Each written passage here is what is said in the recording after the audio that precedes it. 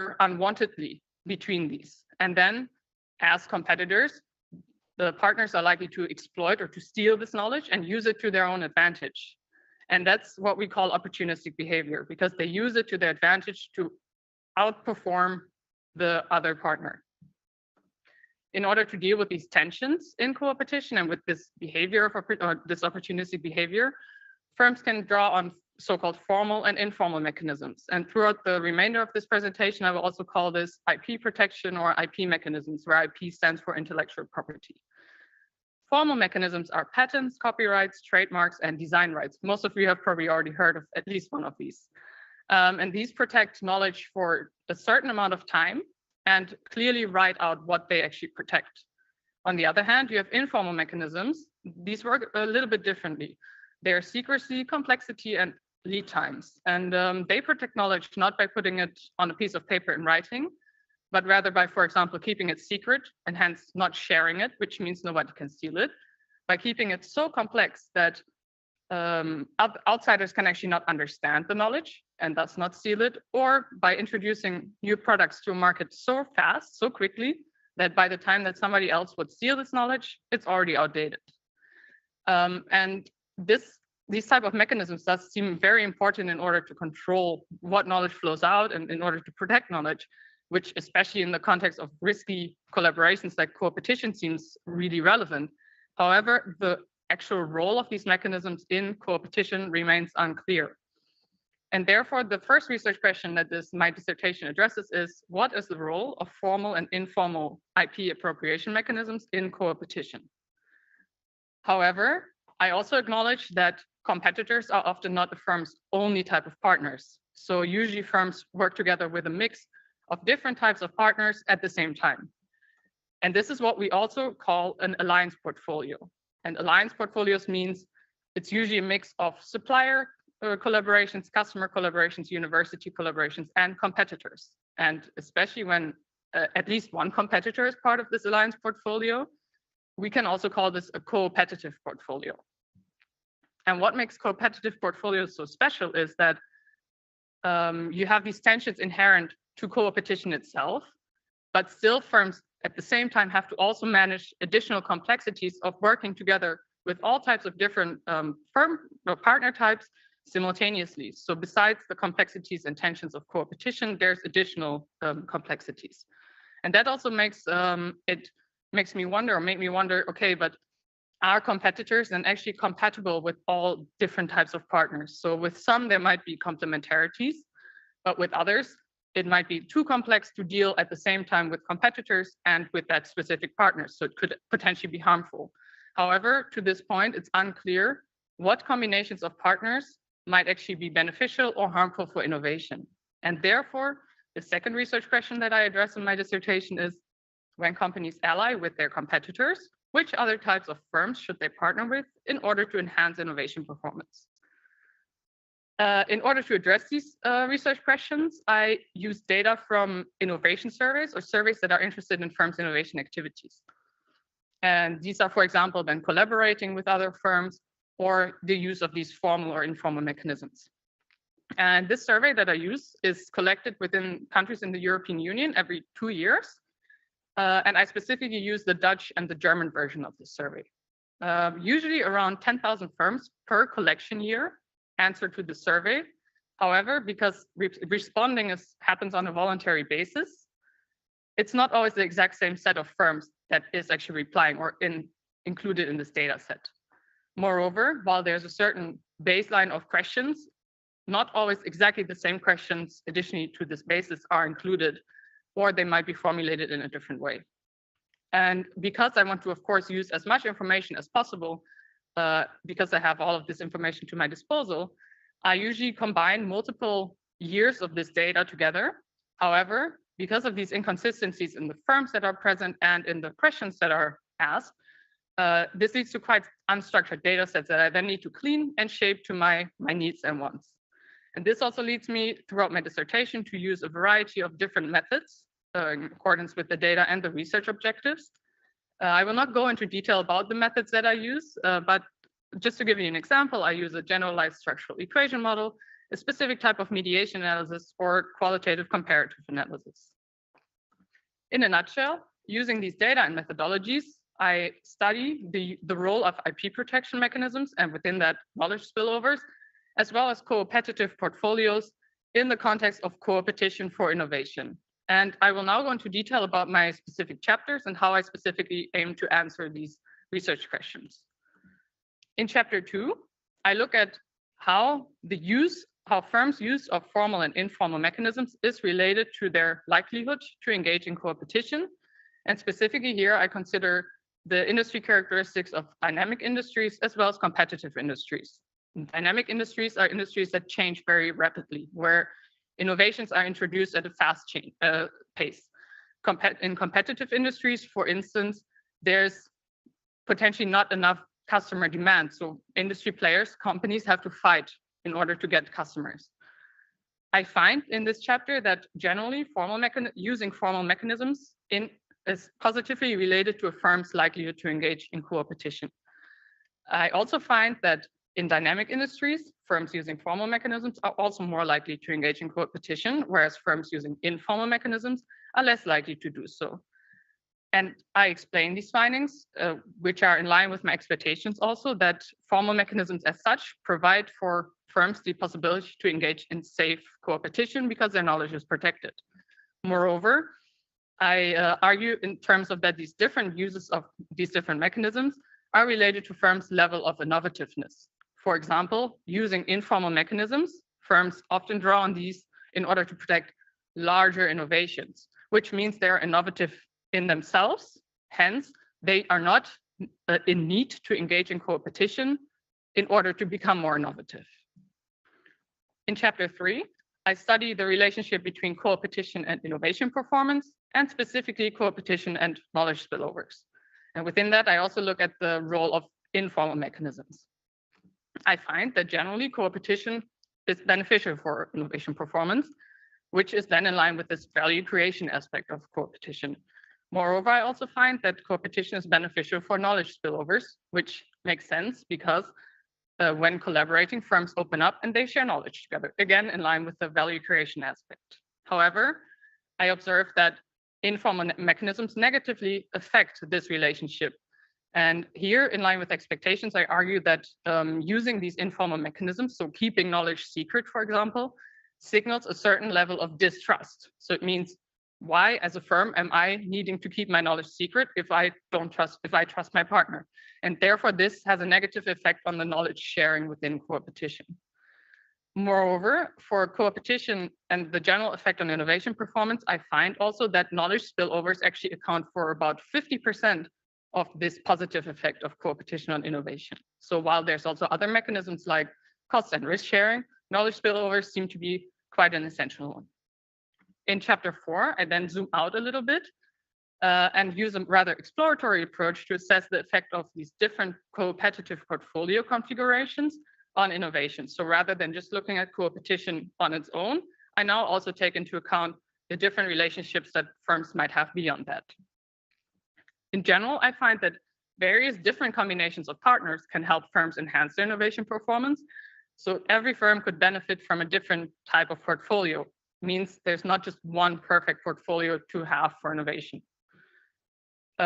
Specifically, I find that customers seem to be always beneficial. So in all of the solutions that I find here and all of the portfolios that are suggested to me, I find that customers are beneficial, which I reason might have to do with the fact that these are actually the parties using the products, and means that if I work closely together with them, I can reduce the risks that they might not adopt the product.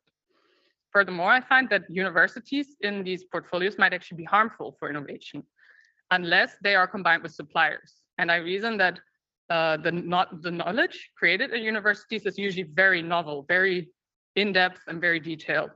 And it might be too complex for firms that are already collaborating with competitors to understand or to grasp. And here then I see suppliers might act as sort of a translator for this knowledge. Lastly, I also observe that large firms or firms that work in less dynamic markets, so markets that do not change very fast, usually draw on more complex portfolios. So they make use of all types of partners rather than just focusing on specific ones. Overall, in a nutshell, to wrap up, my thesis investigates the ambiguous relationship between co-opetition and innovation, and really shows that boundary conditions, so as both firm-specific characteristics as well as industry characteristics matter. So I looked at this at the dynamism, at the competitiveness, but also at aspects like the IP protection. And especially IP protection has been underrepresented in co-opetition research up until this point. So with my thesis, I show that whereas these mechanisms are supposed to act as sort of safe co-opetition enhancer, they might actually also be harmful. So here I show that firms really need to differentiate between the mechanisms that they have. Moreover, my thesis also makes clear or emphasizes the need that co-opetition research and management research as a whole draws on different types of methodologies. In terms of impact or my thesis, my findings also matter for society, so they matter for you.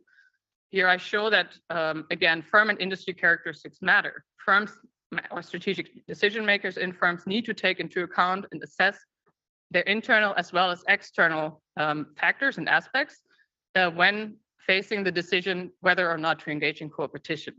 So if they have certain IP mechanisms in place, is it good or bad for them? And this might then allow them to assess whether co-opetition might be a good strategy for them or whether it could do more harm than good. Moreover, I also show that collaboration between competitors can create societal benefits, whereas it's often linked to cartels or collusion. I show that co-opetition can actually be beneficial, and especially the example of BioNTech and Pfizer has shown that how powerful this competitor collaboration can actually be and how beneficial. And with that, I would like to give the word back to the prorector. Thank you for your presentation. The opposition will be opened by the chair of the assessment committee and professor of digital innovation and marketing here at Maastricht University, Dominique Ma. Dear candidate, Janina, congratulations for developing a high. Can you hear me? I have some echo. Dominic, there's a technical issue, I believe, we need to resolve. Can you hear me now better? There we go. Yes. Much better. Good. I hear an echo, but I try. Sorry for that. Technical issues, digital issues. Good. Yeah, dear candidate, dear Nina, congratulations for developing highly relevant and fine dissertation about the opportunities of working together with competitors.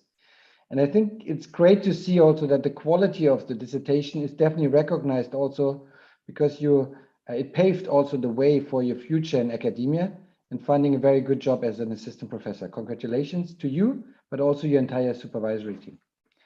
I would like to take the opportunity of this defense to understand one particular issue better. And the prorector advised me also to keep it short, so I will keep it short. I have a short question also. I'm looking for how the findings can be implemented in practice. So my question relates to the practical implications of your work of particular study 3 and chapter 4. As you may know, Maastricht University, together with the province of Limburg, is highly involved in what we call the Brightlands campus system. And each campus includes a number of small, large core organizations, small organizations.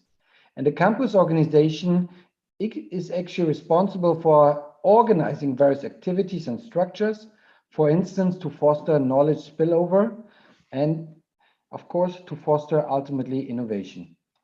My question would be, can you draw a conclusion from your research for Brightlands, and what would be your recommendation for the campus organization to foster this innovation? I'm looking forward to your response. Highly esteemed opponent, thank you for your kind words and your interesting question. If I understand correctly, so I'm not 100% familiar with the structure of the Brightlands campus as such, but if they can be seen as competitors, I would of course recommend collaborating together, however, with care. So as I indicated, co-opetition can be very beneficial, but it needs to be managed well. So they do need to engage in some amount of knowledge sharing, because otherwise there's no point in collaborating, but they need to be aware of the potential of unintentional knowledge spillovers. And I think especially because you refer to chapter 4, especially within the context of sort of coopetitive portfolios, knowledge spillovers are very likely to happen, because even if I don't share directly with a competitor, it might come to the competitor through a supplier, for example. So here, one way to maybe deal with that, either use very formal processes and use formal mechanisms in order to make clear, this is the knowledge I'm going to share, and it's codified, and it's what I'm protecting, and it's mine. You are infringing on a patent, for example, if you're stealing it. However, we also know that more innovation comes from rather tacit knowledge, and that cannot be protected with patents, for example. So here, these campuses or the different parts of the Brightlands campuses would need to take into account, what are we willing to share? What are we risking might spill over? And what are we keeping a secret, for example? Yeah. Particularly, what role would you give the campus organization to organize that? Because you're absolutely right. There are competitors on such a campus. There are small firms and large firms. There are universities, our different knowledge institutes. So all those elements that you describe also in the chapter are on this. But then the question is, how do I organize this kind of spillover that everybody feels, I use a human word, comfortable, in order to collaborate for innovation? I think if there's an overarching organization that could offer certain regulations and guidelines for what is okay and what is sort of outside of the rule or against the rules, and which would have repercussions like being eliminated from the campus. So I think if you have an overarching umbrella organization that could offer certain governance mechanisms, let's say, within that. Okay, thank you very much. Thank you. And the opposition will be continued by a member of the assessment committee and professor of strategic management at the University of Montpellier, Frédéric Leroy. Hello, Nina. I'm nice to be in your jury today. First, I would say congratulations for this very good job. I really appreciate your work on your writing is very clear, and all the part of the dissertation are very clear, and it's very easy to follow you. So thank you for that. And also, personally, I had some questions before your thesis, and I have answered your thesis. It was my personal question, as I work on these topics since a long time. I didn't have the answer, and now I have some answer in your thesis. So congratulations for that, because your questions are clear and your responses are also very clear, which is very difficult in our job, academic job. So I really appreciate that. Of course, I have many questions, so it was very difficult for me to just focus on one, but maybe this one is important for me. So in your dissertation, in your thesis, the IP is a driver of coopetition. It's well justified theoretically, and also the results are clear. Formal protection is very good for pushing companies to coopetition. But I was thinking that theoretically we could think that the IP should be also a break to coopetition, because when a company use the IP, its knowledge become explicit, and if you work with the competitors, you give to this competitor also the implicit knowledge. So you give to your competitor explicit and implicit knowledge. So it could maybe some company could be afraid about that. So could we consider that we have a double effect, a positive effect in competition and maybe a negative one, considering that IP protection formal mechanism could be a break to competition too? I am not sure I understood correctly because of the audio in the room. It's a bit difficult to understand, but what you're wondering, if I understood correctly, is more about whether within coopetition I'm sharing the implicit knowledge as well, or I would like to avoid that as a firm.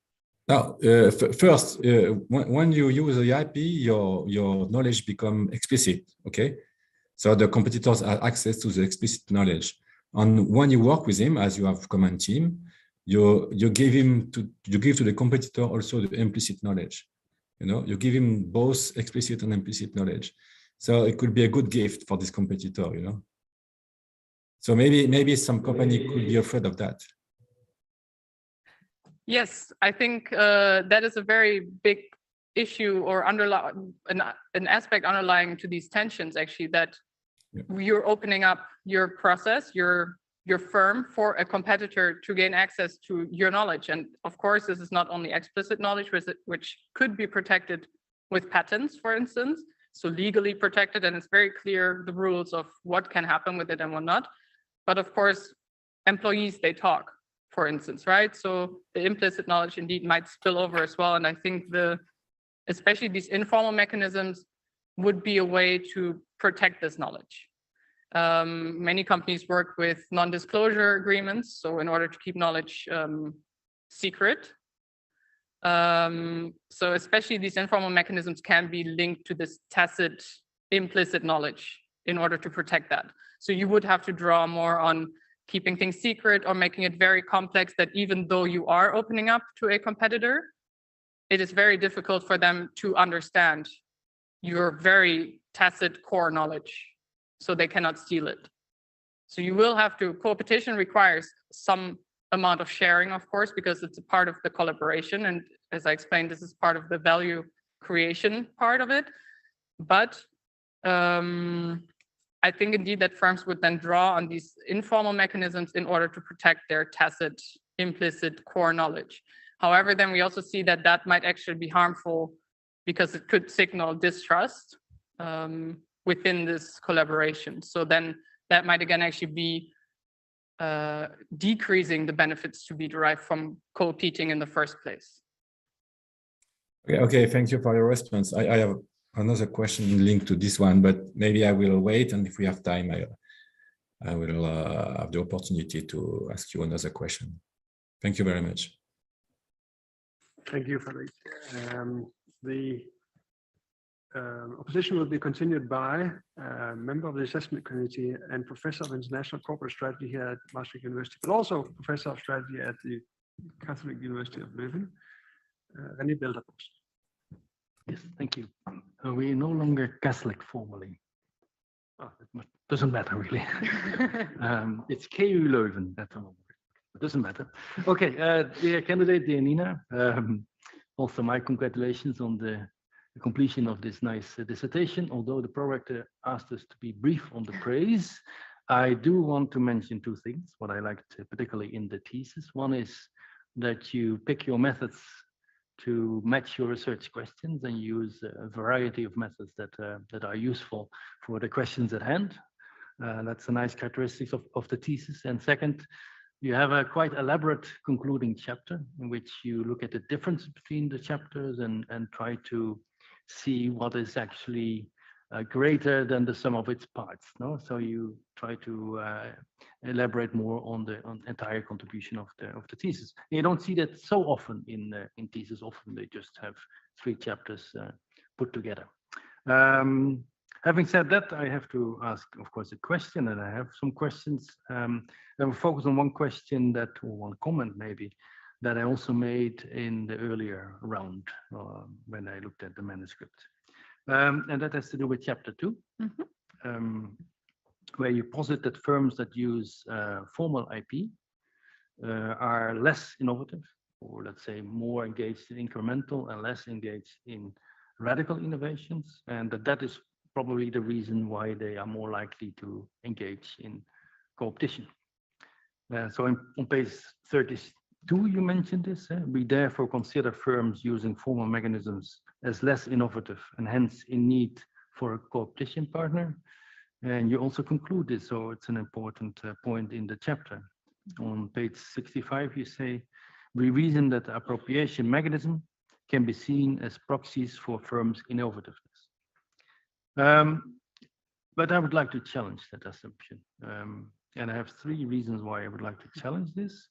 First, I think you have not shown really a lot of evidence in the literature or empirical evidence that this would be the case. You quote an Anton and Yao paper. It's a nice paper, but it's a theory paper. There's no empirical evidence. And they say actually, if IP is weak, if you have weak IP protection, then that correlation is negative between the use of formal IP and being radical innovation. Okay, because IP doesn't work. So that's not a general characteristic of the relationship between formal IP use and the nature of innovation in firms. Actually, you could also argue as well that there's an opposite relationship, that if firms have major innovations, they will be more likely to seek formal protection for that major innovation because they're more in need of appropriation mechanisms. So I'm not sure if you have a lot of evidence there, but in your own thesis, you provide evidence that is opposite to that claim. So in your own thesis, even in chapter 2, the same chapter, you show that there is a positive correlation between IP, formal IP, and radical innovations, sales of products that are new to the market. That's in your correlation table on page 48. And also in chapter 3, you have a multivariate analysis, and there you find, that's on page 102, firms that rate formal IP mechanisms as important have a higher innovation performance. That seems to be opposite to the claims or the assumptions in chapter 2. And third, well, if that assumption holds, basically you're arguing that it's the nature of innovation that causes coopetition and not necessarily formal IP protection. So actually you have a not really correct empirical strategy for this. So my questions are, given all my arguments, would you acknowledge this inconsistency, or do you have further arguments to make to convince us all that this assumption is true and that holds?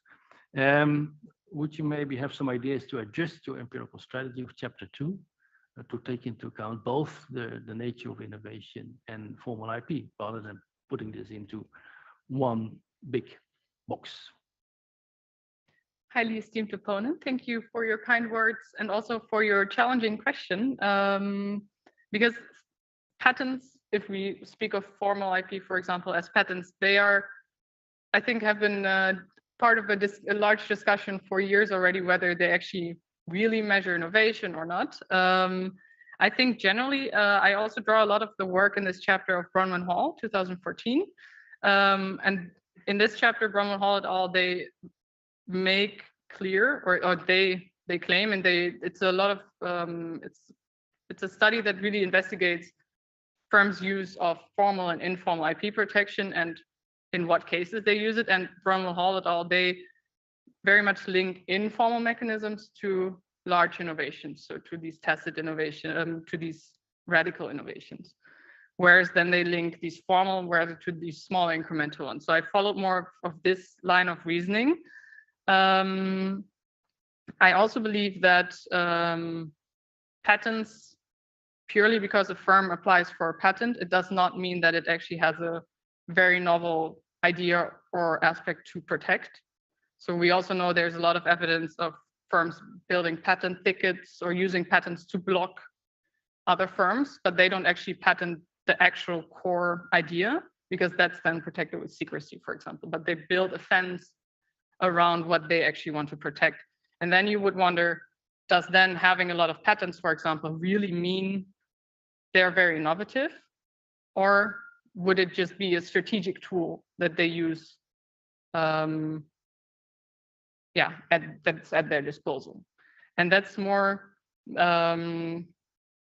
the position I think that I take in this chapter, is more arguing from this fact, especially when looking also at the informal type of mechanisms, which are clearly linked to this knowledge that is needed for these radical innovations or these large innovations, then we can also deduct that these formal mechanisms are more linked to these smaller innovations. And then hence, from that, draw the conclusion, okay, firms with informal mechanisms are much more innovative than firms, for example, with formal mechanisms. I do acknowledge that there are, and I also find this in this chapter myself, that there is a positive correlation between usually patents and innovation. But then again, firms that have more ideas might also have more need or want to patent, and secrets as such are not counted. So it's always also a bit difficult to assess that. I think generally there's just an upward bias. So if you innovate more, there will be more use of both formal and informal mechanisms. And I do think formal mechanisms are very useful in protecting knowledge, but it is this codified knowledge. So it's knowledge that you're willing to disclose, that you're willing to share, that you're willing to put in words or in writing. And then drawing on also previous literature, it's if firms are willing to disclose this information, it cannot be, I don't want to say valuable or that valuable because it's still protected, but it cannot be their core knowledge that they use actually for the bigger innovations because they're willing to share it. So that's more the same, but I do acknowledge your even stronger claim than what's in the thesis. Okay. Yeah. But I do agree with you that it's you can see from both sides. So because patents are a commonly used mechanism to protect innovation, and it's still to this day. But there is of course debate going on whether it's really a measure that is very much appropriate to assess a firm is more innovative or not. So it's I would think that's actually a very interesting discussion, also something to maybe focus on in another research paper, to really specifically look how do these formal mechanisms actually work and what do they actually mean for really the firms when they protect the innovations. So do they consciously say we choose a patent, or do they still draw back to secrecy, for example? So, yeah. Does this answer your question? But you can measure incremental or radical innovation, right? Yes, yes. So you have the answer in your data. Yeah, for my papers, unfortunately, we try to distinguish also, for example, in chapter 3, to distinguish between the different types of innovations, but that usually led to too little observations, or the results were just not conclusive. But indeed, so I think maybe an adjustment, because you also asked for that, for chapter 2 would be to take it a step further, to sort of add on to the analysis, because now I look just at this relationship, but what does it actually really mean then in the next step for innovation? How is that related? So that would be a potential addition to the chapter. Okay, thank you.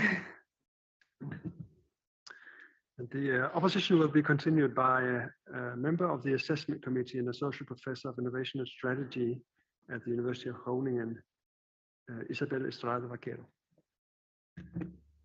Thank you. Dear candidate, dear Nina, first of all, congratulations with your dissertation. Very briefly, I find this is a nicely developed, relevant and promising piece of work.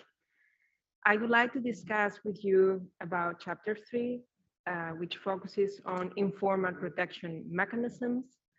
A core argument in this chapter, which you have already emphasized a couple of times during the discussion, is that firms should be very careful when using informal protection mechanisms, because they can actually signal distrust towards competitors, and therefore these competitors may be less willing to share knowledge with the firm.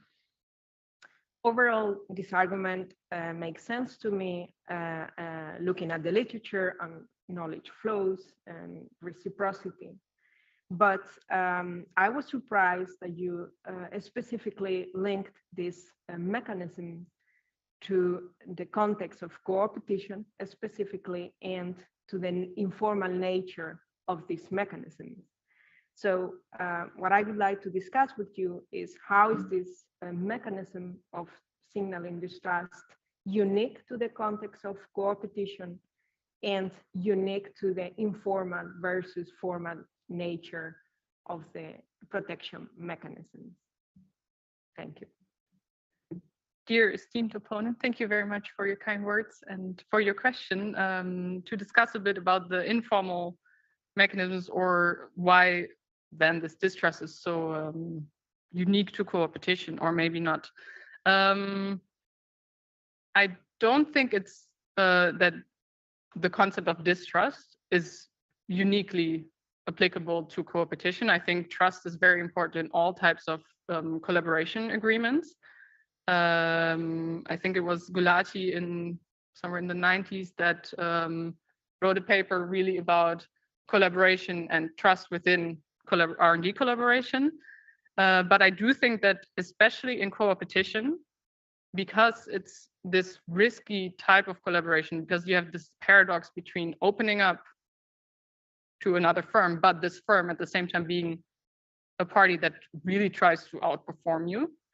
I think that especially here, trust or distrust plays quite a large role, because if you will always have this feeling, or firms will always have this idea in the back of their mind that if I share too much, this other firm, my partner, is going to steal this and use it against me. So I think especially combined with this opportunistic behavior that is likely to occur in co-opetition, the role of trust or distrust is quite important in coopetitive agreements or relationships. And then also looking at it in the discussion of formal versus informal mechanisms, I think that formal mechanisms might take away a little bit of the tension because they have clearly defined rules of what knowledge you're sharing and what the other party can do with that knowledge. So you're not running the risk that they steal more than, let's say, what you're putting on paper. Whereas informal mechanisms, they don't necessarily provide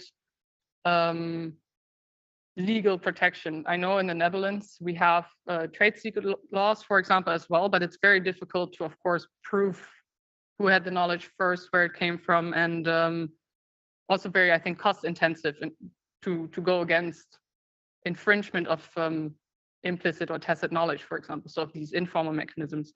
So in the end, I think that especially with informal mechanisms, a firm signals distrust, because it means they're not even willing to share at all if they keep something secret or so complex that other firms cannot understand. Whereas with formal mechanisms, I think this might act more as a governance role. Let's say that the rules are clear, the rules of the game, of the co-opetition relationship are just set clearly by the use of formal mechanisms. So I think that's why I think distrust, especially in chapter 3, is quite an important theoretical concept to discuss. And the opposition will be continued by Professor of Management at Universidad Carlos III de Madrid, Maria Jesus Nieto Sanchez. Thank you so much.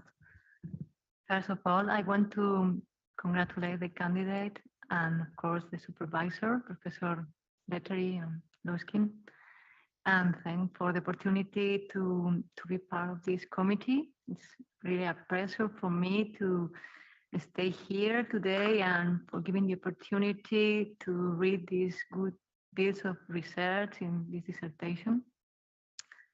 The thesis analyzes an interesting topic for both academics and practitioners, such as coopetition.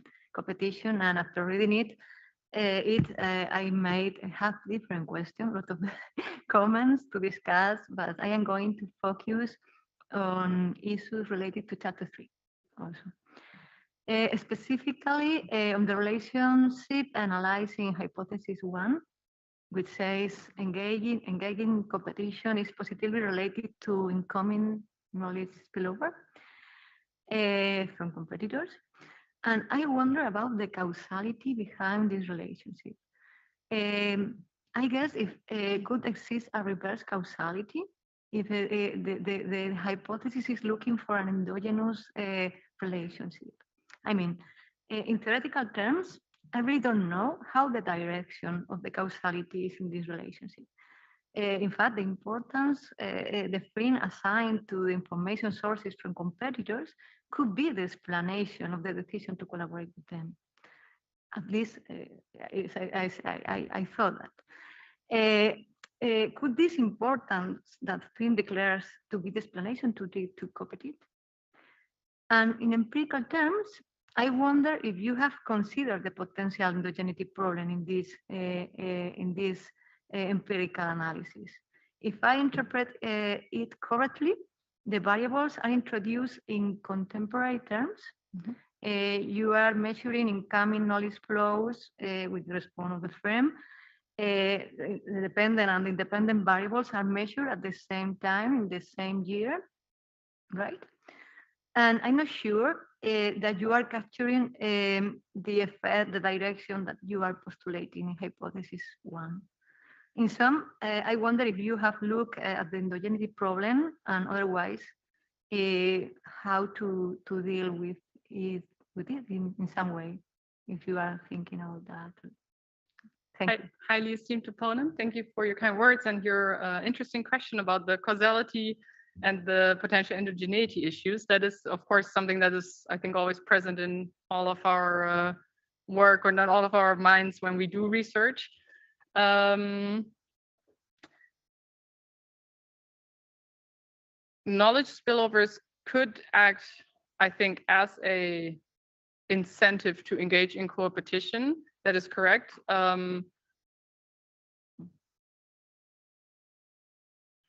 But also coopetition will increase knowledge spillovers, of course, because firms open up and that's where the knowledge sharing actually happens. So while here we're really talking about knowledge spillovers that are measured, let's say. So firms indicate in the survey, we received knowledge spillovers from our competitors, and that's what we can measure.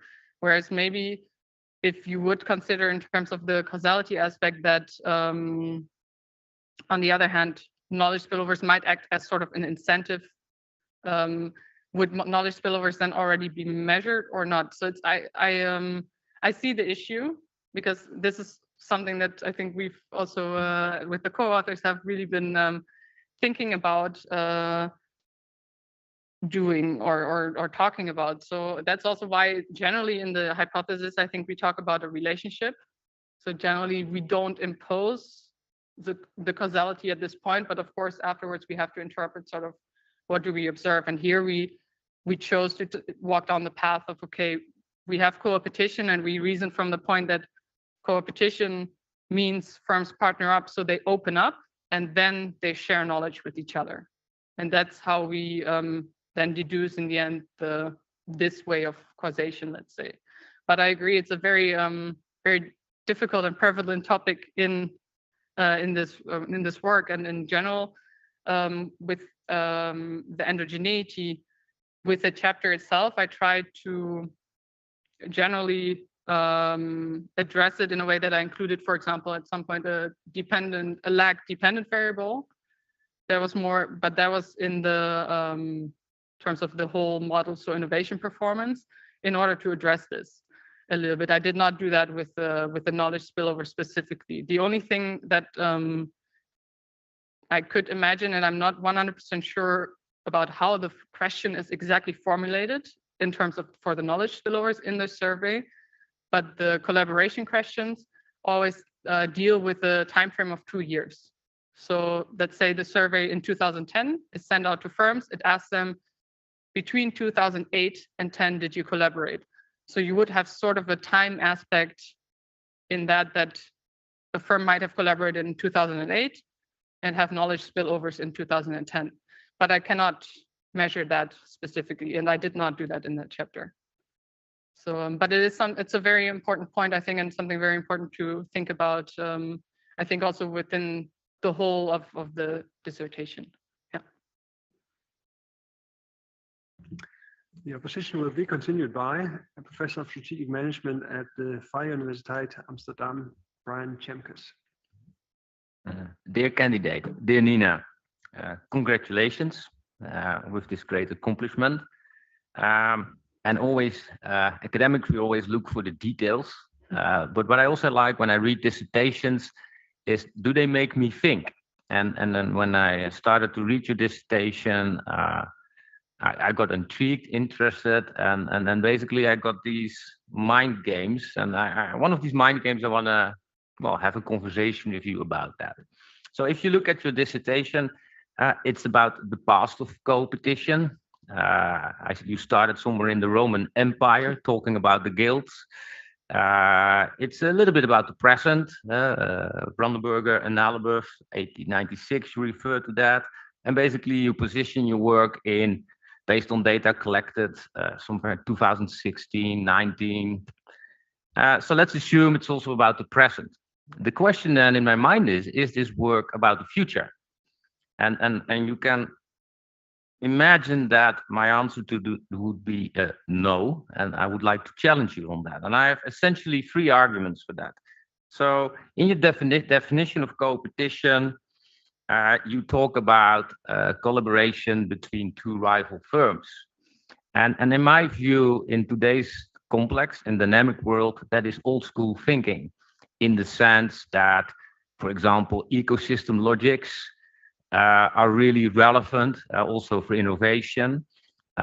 You use Philips and Siemens as an example of co-opetition, but to the best of my knowledge, even in those days before Philips was divided, they were both competitors, they were rivals, they were suppliers, they were customers from one another. So essentially, there were many relationships just between these two firms.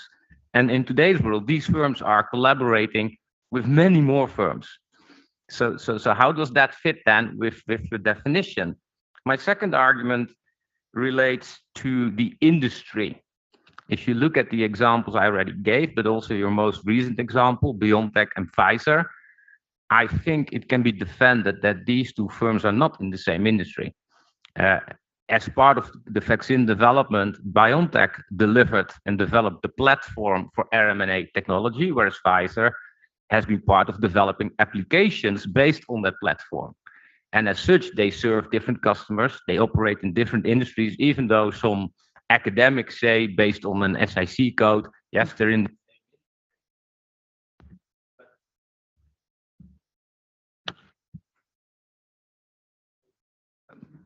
Yeah, we're back.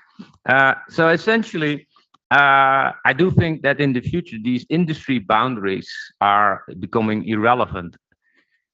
Third argument is that if you read between the lines in your dissertation, you have this economic view on exchanges.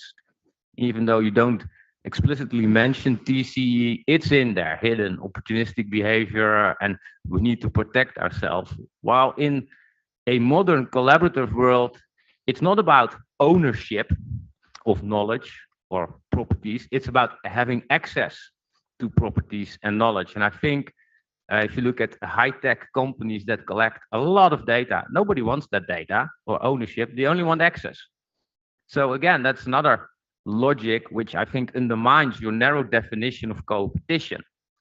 So rereading your dissertation, past check, present check, but how does your view on co-opetition help us further in the future? And I'm really looking forward to your response.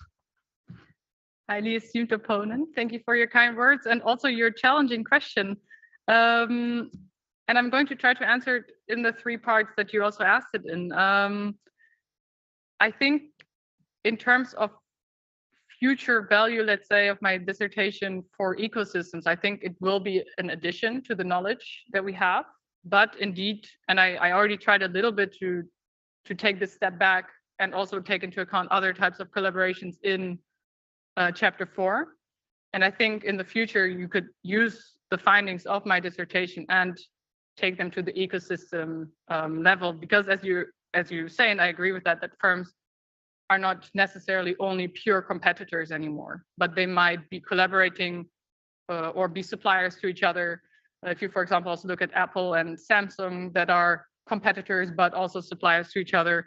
So I do think in the future, you can use my work, but it's just a small part of the pie, I would say, of the ecosystem perspective. I think it fits in, but it needs to be taking into account, and I think that would be a nice future research project to take what we know of competitor collaboration and really assess, are these competitors also suppliers to each other or collaborating in other ways? The data that I use simply does not allow me to do that at this stage. But if you would look at other databases like SCC Platinum, you could see whether these relationships exist. And then you can still use the knowledge that I have. So because the IP protection, for example, will still be there, it will still play a role. And they still would not want a firm, even though it's their supplier, to steal their core knowledge and use it against them in another market as competitor. So I'm still convinced, or that's my assumption, that firms would still not want to do that or want to face the situation. So I think here again, it's maybe a small part of the pie, but we would have to do more research in that. In terms of the industry codes, I do again, in terms of my research itself right now, the present, I draw on these codings. I draw on how firms are put into different boxes. But indeed, and I think this links to the ecosystem perspective quite nicely, is that firms might be in multiple industries at the same time, and who then decides what code they get. So here for BioNTech and Pfizer, the example that I use, it was decided that they share the same industry code, but if you consider it from more of an ecosystem perspective, then you would have to take a step back, and you could actually assess the different collaborations in different industries even. So I think here this would actually be quite nice, maybe to contrast it even, that on the one hand, they're co-opetitors, on the other hand, they target completely different customers and not, and how intense is then the co-opetition aspect, or how intense is the competition aspect in that. So in that sense, the future applicability, it will be applicable in a sense that I already draw on 2-digit industry codes, so a rather broad scheme. So as opposed, if you would really focus on 4 digits, where it would really go into specific subgroups of industries. So maybe from that perspective, it would be already somewhat a step in that direction, but then again, you would need more information and more data also on both partners. So right now, I only know the firm indicates I work with a competitor, but I don't know who that competitor really is. I don't know if they are exactly according to the industry coding also in that industry. And then thirdly, you were talking about the not wanting to own knowledge, but rather just have access wherever it comes from. I think that's a very challenging point. I still think that firms do need to own knowledge in order to create a difference between them and other firms. So if everybody has the same kind of information, where's the competition? It's also a Porter who says, of course, you don't need to be the best, but you need to be different. And I think one way to be different from your competitors is by having different knowledge, and that you need to own, or you need to be the only one to have access to it. So that would be a different way to see it, but I think that's how I would answer that, and then that's also what my thesis sort of considers then. Thank you for your answer. Thank you. And for the rest, we have brief questions and brief answers. The composition will be continued by a social professor of family business and entrepreneurship here at Maastricht University, Jolien Haubrechts. Dear candidate, dear Nina, also for my part, congratulations. Very briefly, my question regards to chapter 4, where you theorize about the impact of different cooperative portfolio configurations and the effect that it has on firm innovation. And you explain that firm size is an important contingency factor on that relationship. You explained that smaller firms, they might be less able to handle very complex portfolios because, I mean, you say that portfolios become complex when there are many different partners in there. And then I had several sub questions, but I would just ask one, have you considered the role that power might play in this relationship? Because now you focus on complexity, but do you also think that power might have an influence as well? Dear esteemed opponent, thank you for your kind words and your question. I think power might, I agree with you very much that power might play an important role here, because even though a firm is small, it might be very powerful in the knowledge or the resources that it possesses. Unfortunately, in this chapter, I'm not able to measure that, because all I know is I only have information about the focal firm, so I don't know the partners. So I also only know how big the focal firm is, and I don't know who the partner is, if they're bigger, if they're smaller. If it's BioNTech with Pfizer or if it's BioNTech with someone else, I do not know. So I think power might be a very important, or would be a very important factor to consider, but I'm at this point limited by the data that I have, so I cannot measure it. But I do think power would play a role, as in that small firms might be powerful and sort of be the leader within their coopetitive portfolio, which then could maybe be more beneficial than if they're being exploited and abused by the relationships that they have in this portfolio. So indeed, I think that's a very interesting and valid point that you raise. Yeah, thank you. I agree. I also was pointing at the being orchestrator in the network might also be important. Thank you. I'm happy with your answer. Thank you. And the opposition will be continued by, and quite possibly concluded by, Associate Professor of Industrial Organization here at Maastricht University, Ivan Bos. Right, thank you very much. I hope you can hear me well. Yes, good. All right, Nina, congrats also to your promoters with this thesis. I'll jump straight into the question given the time left. My question is about proposition 8, and I was about to ask one of your paranyms to read it out, but given the time, let me do that for you.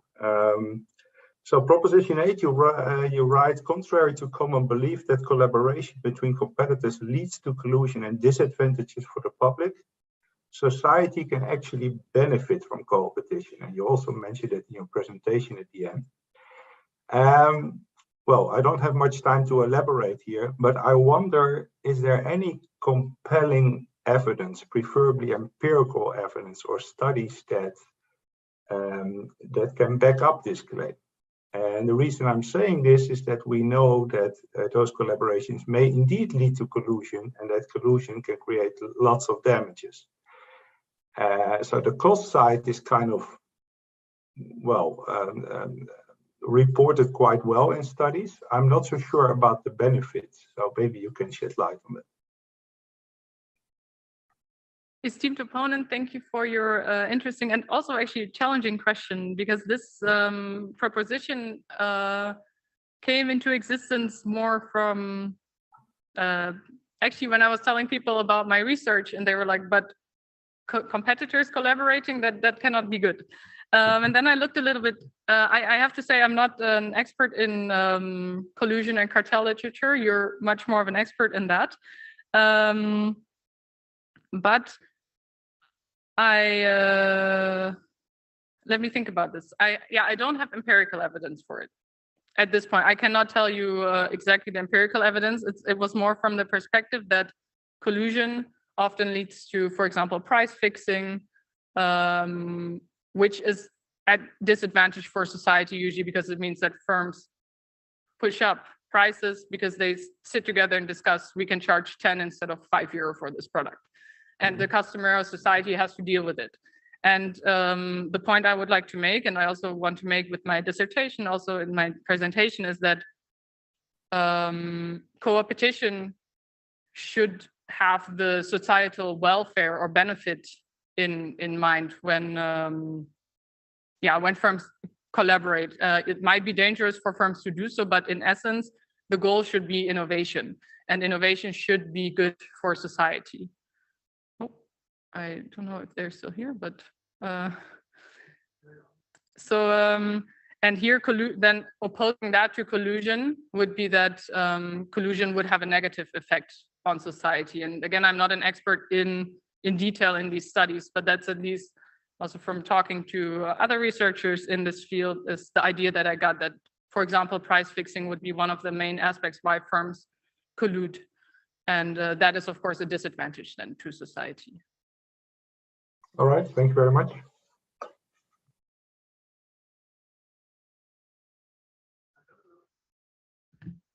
Oh,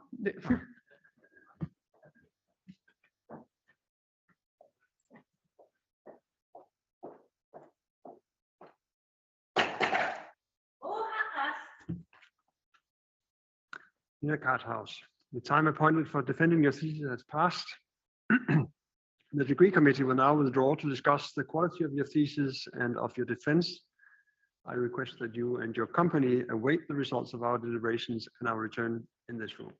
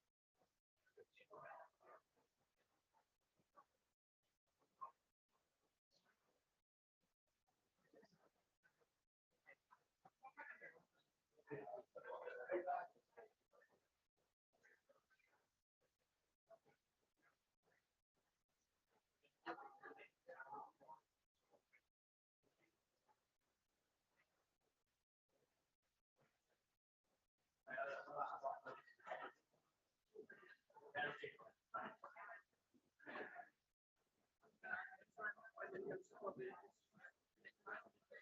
der Karthaus, ich weiß nicht, ob du mitbekommen hast, aber der hat den ganzen Abend noch erzählt, dass ich früher überlegt habe, überhaupt kommen soll, weil es eben nicht so gut ging und der so ein bisschen am Kränkeln war und gestorben, aber mehr so in die Kreislauf-Magen-Darm-Richtung. Ja, das hat ja auch immer noch. Wenn wir schon Ende des Abends haben, dann ist das Risiko ist einfach immer noch deutlich gering, gerade hier in Limburg, da wo die meisten anreisen, ist schon einfach hoch. Und wir sind lange, und jetzt gerade, wo es Mina auch noch für oben entschieden hat, im Wasser, dann lange eigentlich einen stetigen Raum zusammen. Ja. Aber was haben die jetzt doch oben?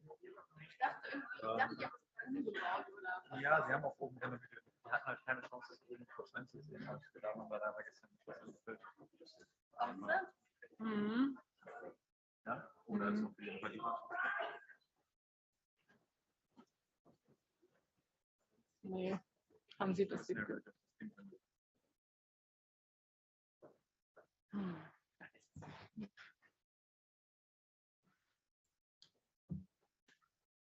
Sorry? Yeah, I was wondering, yeah.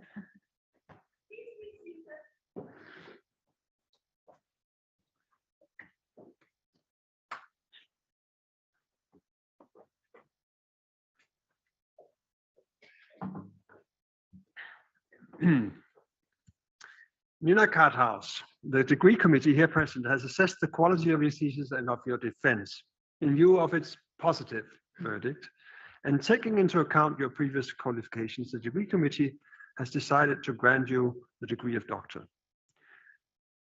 Your supervisor, Boris Lokshin, is authorized to confer upon you this academic distinction in accordance with Dutch university custom. I invite your supervisor to now take the floor.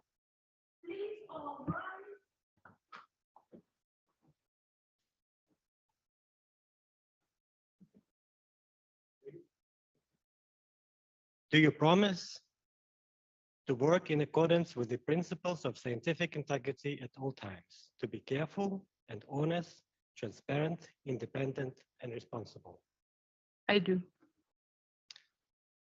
By the authority vested in us by law and in conformity with the decision of the committee here present, I hereby confer upon you, Nina Karthaus, the degree of doctor and grant you all rights attached by custom and law.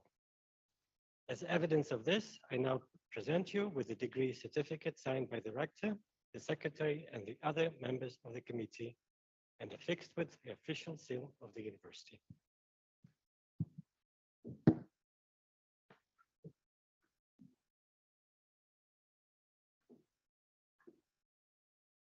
Thank you.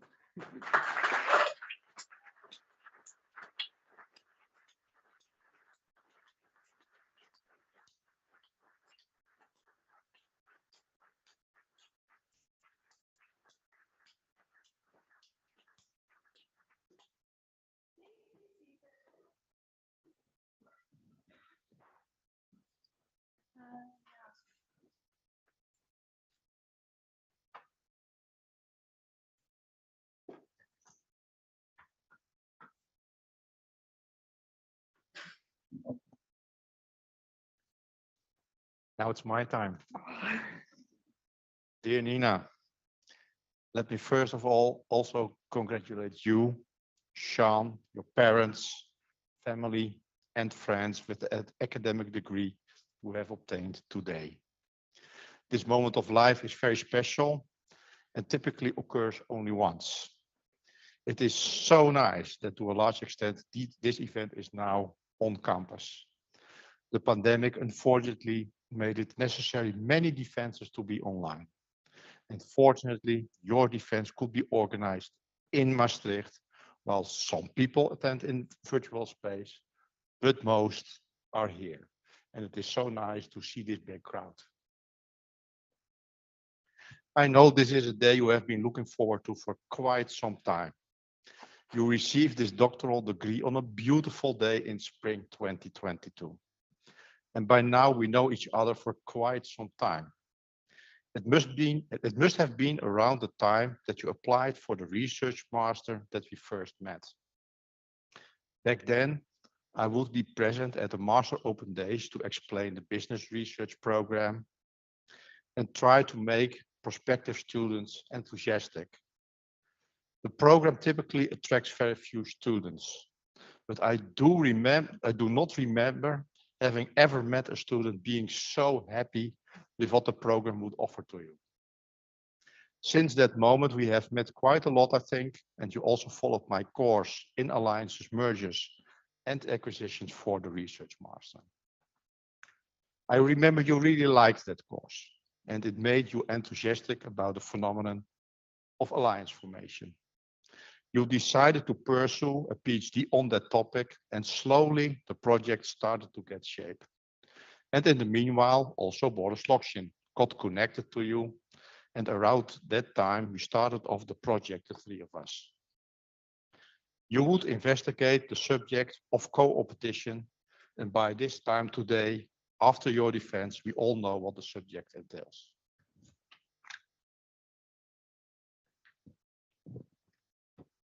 You started working with data provided by the Centrale Bureau for the Statistiek, Statistics Netherlands. Some may think it is a treat to be able to work with secondary data, as these are collected and made available by others somehow. It avoids a researcher has to collect data by him or herself. But if you think that working with secondary data is easy, you are utterly wrong. And this is also what you discovered quite quickly. It is tedious to work with it, and it took quite some time to get to a stage where the data were ready to be analyzed. But luckily, Boris was able to get you through this jungle of Dutch innovation statistics, and at some point in time, you were the Tarzan or Jane in this wilderness of data yourself. You have shown an incredible growth curve. While maybe at the beginning it took quite some time for you to learn the skills of an academic, I think you have become a very mature scientist when COVID-19 hit you and all of us. You had planned a research visit to Montpellier in France, and you were looking forward to the trip a lot for a long time. However, you had to return very suddenly and rather quickly after your arrival there because of the pandemic. But both Boris and I were very proud you were able to continue your plans with the nice people that you met in Montpellier, who were working with you there. You managed to maintain the contacts you developed in France, and in the end, one of the chapters in your thesis is based on the collaboration you really developed yourself. And this all shows evidence of being able to cope with adversity in life. And you also have been able to make the absolute best out of it. Altogether, you have shown tremendous resilience during this notable episode.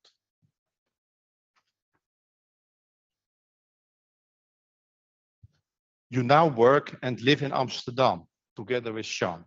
And recently you accepted a position as an assistant professor at the Vrije Universiteit.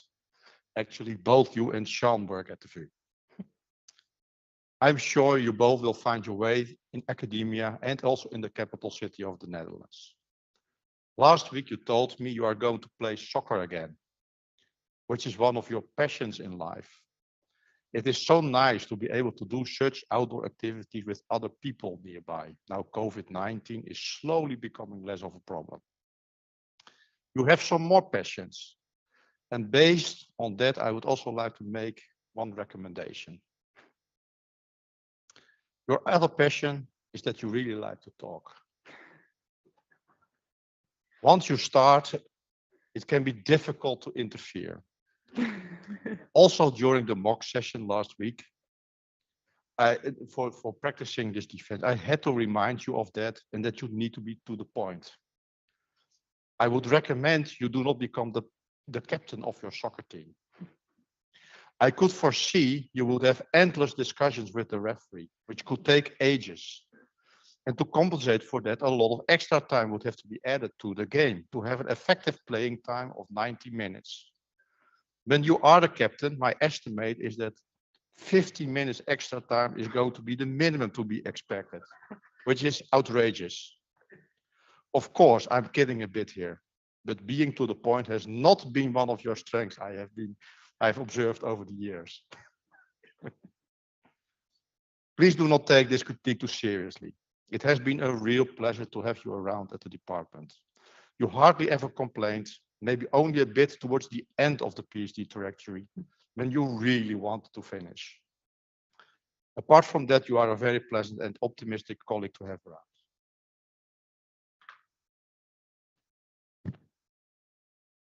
Also on behalf of Boris, I'd like to conclude here by once more congratulating you, Sean, your parents, and all others who have a special meaning in your life with the academic degree obtained today. In addition to all of this, there's also one other special thing to commemorate today. It's also my pleasure to say happy birthday to you now. Thank you. What a wonderful day to celebrate this. Yeah. Congratulations. Thank you.